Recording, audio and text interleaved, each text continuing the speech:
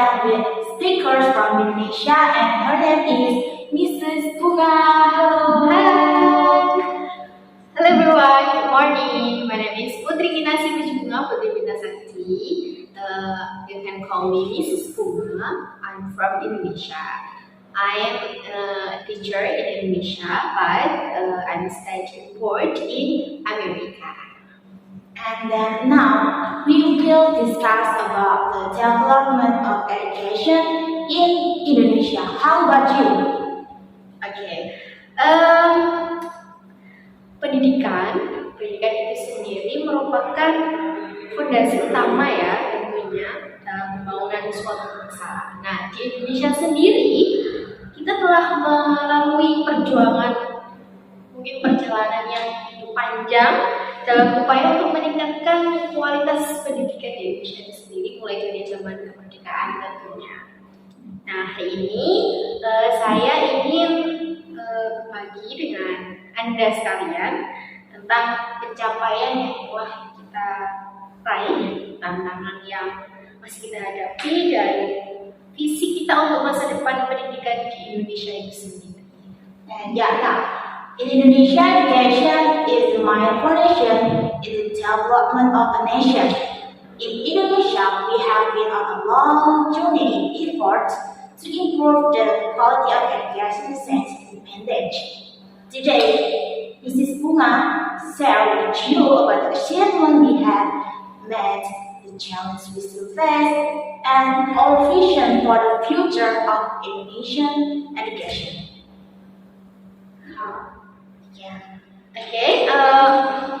Bisa kita mulai ya percakapannya. Dalam beberapa dekade terakhir, kita telah berhasil meningkatkan angka partisipasi sekolah secara signifikan. Nah, melalui program wajib belajar 9 tahun, kita telah berhasil memberikan akses pendidikan dasar ya tentunya kepada jutaan anak di Indonesia. Kita juga sudah memperluas jangkauan pendidikan tinggi dengan membangun universitas dan politeknik di berbagai daerah.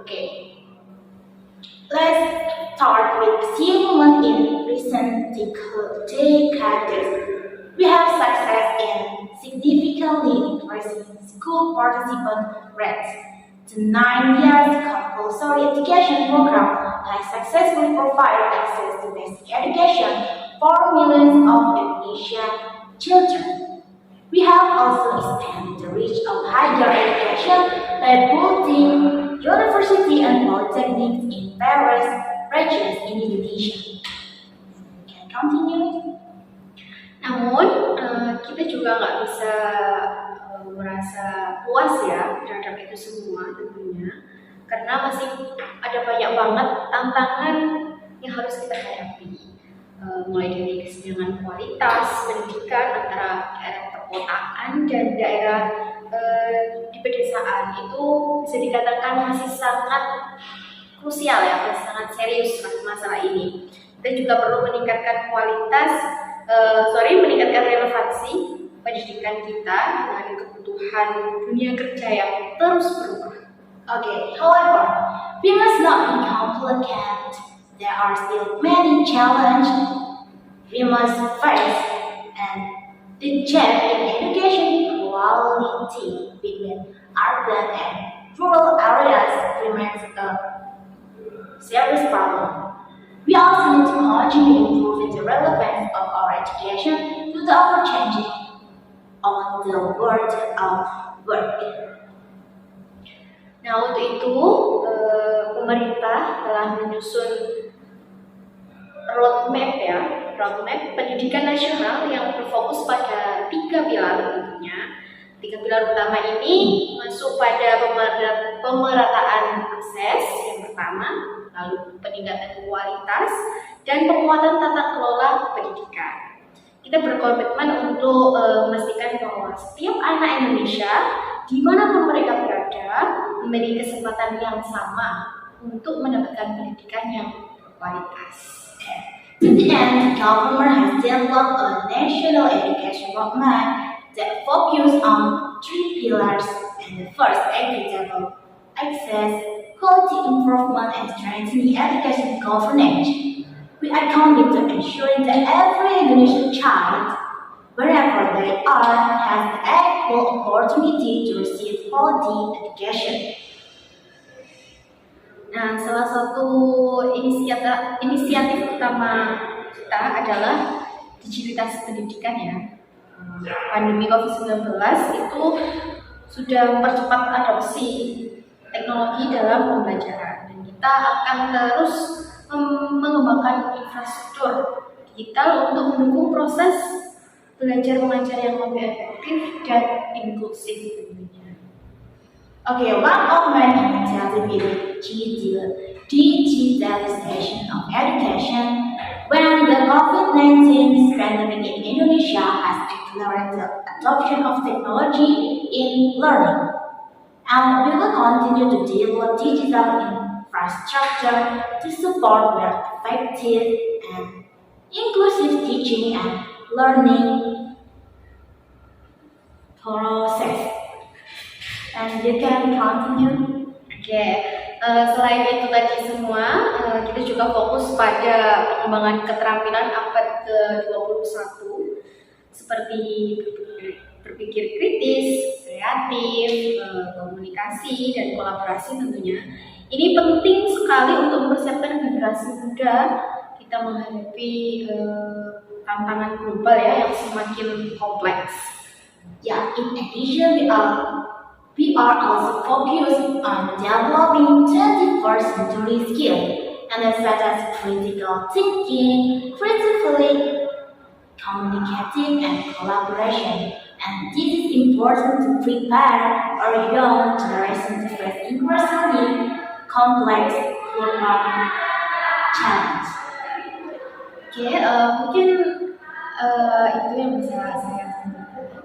Langsung saja masuk ke sesi pertanyaan. Tapi sebelum itu, saya ingin menekankan bahwa pendidikan adalah tanggung jawab kita semua, mulai dari pemerintah, pendidik, orang tua, masyarakat, dan sektor swasta yang harus berkolaborasi untuk menciptakan ekosistem pendidikan yang kuat dan berkelanjutan.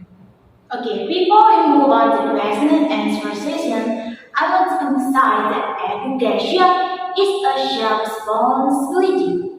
Government, educators, parents, communities, and the private sector must collaborate to create a strong and sustainable education ecosystem. And then now, we are ready to answer questions from the participant. Please, does anyone want to ask a question? We will waiting. Okay, now we will continue about discuss. And then the participant have several questions. And the first question, how the government address the issue? Bagaimana cara pemerintah mengatasi masalah ini? Oke, bagaimana cara pemerintah mengatasi masalah ini tadi ya? Tentunya pemerintah telah menerapkan beberapa program seperti program Pintar dan pembangunan sekolah di daerah yang terpencil. Selain itu ada juga program beasiswa untuk siswa yang kurang mampu.